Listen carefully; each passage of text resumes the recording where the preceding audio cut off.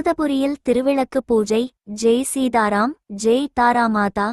செங்கல்பட்டை அடுத்த திருமலைவையாவூர் அடிவாரம் அமிர்தபுரி ஸ்ரீராமானுஜ யோகவனத்தில் திருவிளக்கு பூஜை திருவருள் மற்றும் குருவருளால் சிறப்பாக நடைபெற்றது.